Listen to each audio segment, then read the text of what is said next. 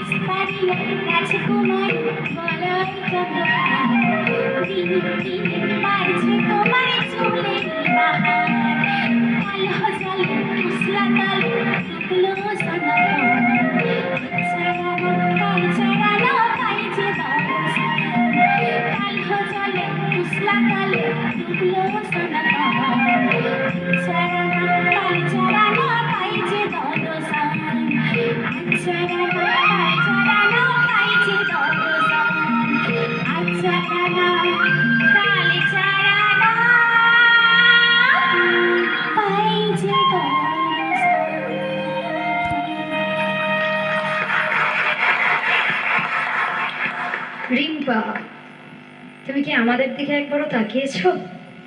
আমরা যে তোমার গানের সঙ্গে ক্রমাগত নেচে গেলাম, দুলে গেলাম, তাকিয়েছো একবারও? দেখো, গানের মধ্যে বিভোর। অবশ্য গানের মধ্যে বিভোর না থাকলে এমন করে গানটা তো আর পরিবেশন অবশ্যই না।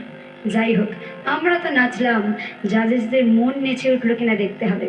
প্রথমেই যাব দাদার কাছে। খুব ভালো গাইছো। একটা তোমার প্রশ্নকারী অন্তরায় একটা কোমরে একটু বাঁচে লাইনটা বলো তো, একটু শুনতে দাও।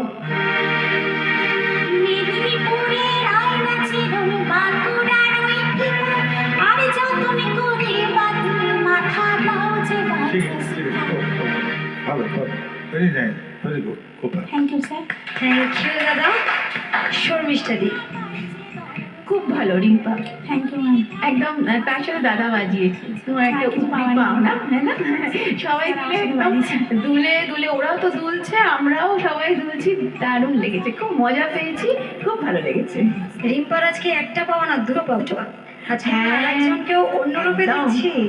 আমি তো সত্যি কথা, কিন্তু আজকে কিন্তু মহেশ্বরকে দেখা যাচ্ছে শ্রীখোল ছেড়ে এটাও আমার পাওনা। তবলায়। এটাও একটা দারুণ ব্যাপার কিন্তু। ওভারঅল সবকিছু মিলিয়ে খুব ভালো।